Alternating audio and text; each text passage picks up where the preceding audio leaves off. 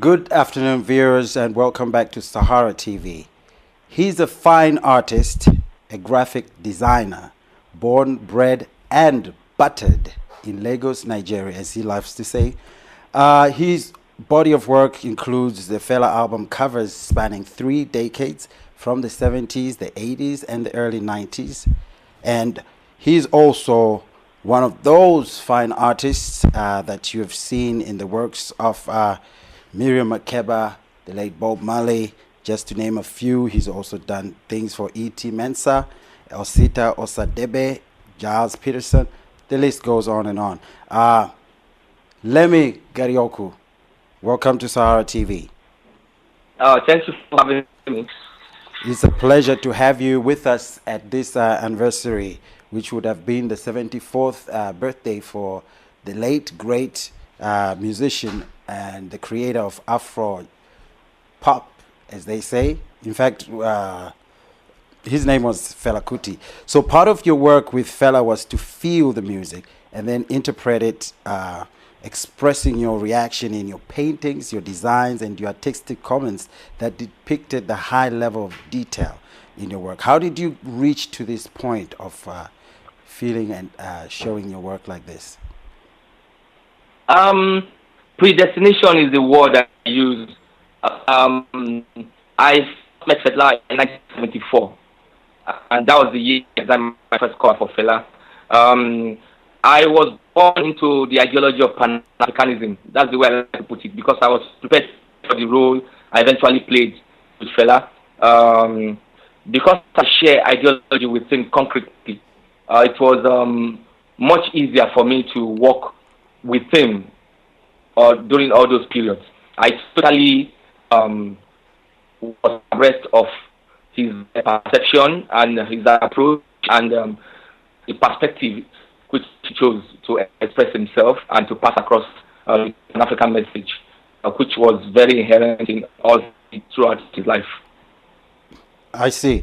And your work has really been covered broadly, as I said in the intro, because you worked on album covers that depicted Bob Marley.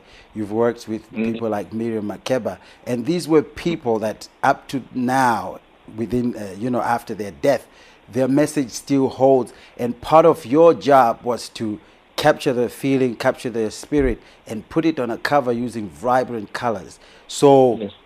Can you tell us a little bit, maybe this is a secret, of how you approach to capturing the spirit of somebody? Because I know that you had a personal relationship with Fela. How did that work? Okay, with Fela, I was very lucky, so to speak. But because actually I believe in predestination, we're destined to play that role together. But I'll also attribute it to luck, which is opportunity seized. I had the privilege to be very close to Fela. I was like his son. I was like I was one of his best advisors, the youngest. I was one of his best friends, the youngest at that point in time, and I was also a comrade in arms. So I was very privileged to the nitty-gritty of him coming up with some of those tunes and some of those titles. I knew why he composed a particular tune. So when it got to the point of recording, illustrating the cover, it was fate actually for me. And he did something great that, sometimes I wonder if one can find many people who do that. He gave me total freedom of expression. He never challenged the approach I took. And if you look at the covers, I didn't illustrate Fela's lyrics literally. Right. I illustrated from my own perspective, which eventually made my cover art to become like a supplement. So it added value, and it also helped to disseminate the information. So the audience now had, the audio or the oral to speak, and also the visual. Okay. Now, so the privileged position helped me to really get abreast of Fela's message succinctly. Okay, now when you did the album cover for one of his greatest albums, Zombie, Fela described this as a direct attack. Yes. So those words are very loaded. Can you elaborate? Oh, sorry. Okay, go on. Yeah. I said the words are very, they're very loaded. Direct attack. Can you elaborate? Because artistically, how did you connect to Yeah, that? Fela was a maverick, rebel, iconoclast, humanitarian, everything all rolled together. And he was a very brave person. There was this time when the pressure was so much on him. He was being, hounded left, right, and center by the government, the military government specifically, and also the forces, the police, and all that. So he was under a lot of pressure. And being the kind of brave person he was never gonna give up.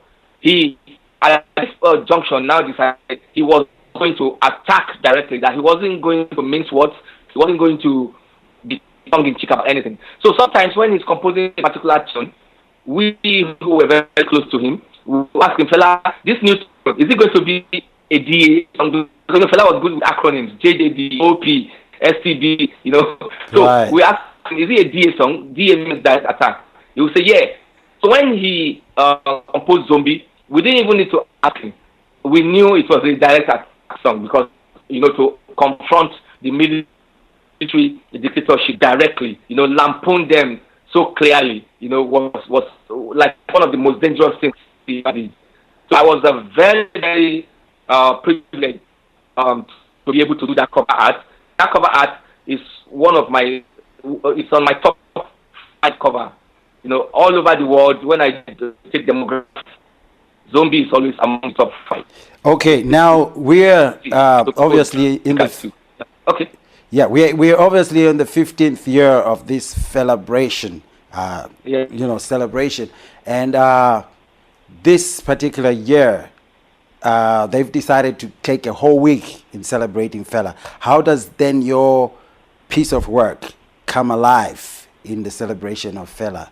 It's 74 years old. This year, no, so Fela is always a full week every year. But this year, the very significant and special event was the opening of the museum on Fela's birthday, which was October 15th, Monday.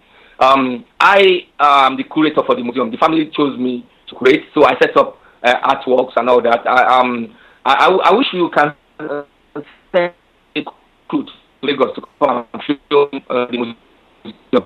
So I set up artworks and all that. So that has been talk of town. I received 3 calls today for interviews, from international media and local media all together. Right. So that's my contribution. I feel very, very privileged to be alive right now because it's like a dream come true for people like me. Not in our widest imagination did we imagine Fela will eventually get this kind of recognition. Not in our lifetime did we imagine that. So it's a pleasurable time. It's a moment of feeling for somebody like me. I feel very fulfilled. I feel very happy. So I'm joyous. So this week has been a very joyous week. As we speak, if you notice, I got a bit distracted. Yeni Kuti was just calling me on the phone, but I can't answer him because of this interview. She's probably wondering why I'm not at the celebration event right now because there's this musician from LA, Rocky Dawoni. He's performing tonight, so I may go there later after this interview.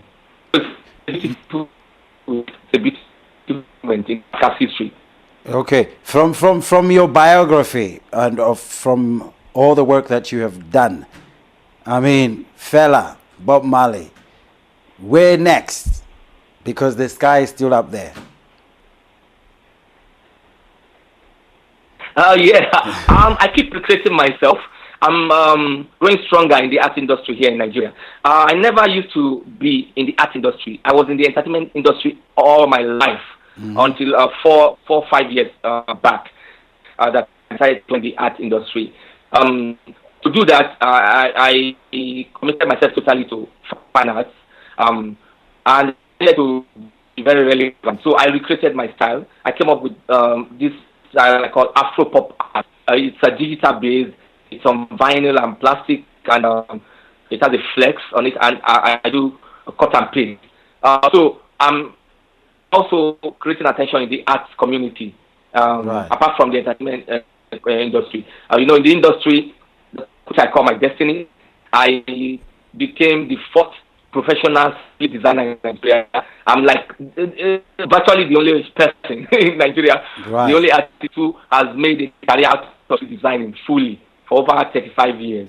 I've designed over 2,000 album covers in my career, whereby you mentioned Miriam Makeba, Bob Marley, Lucky Dube, Mariah Carey, and co. Why I was able to do all that was in the 80s and 90s, we had multinational record companies in Nigeria, like Polygram, like CBS, like Sony Music, like EMI.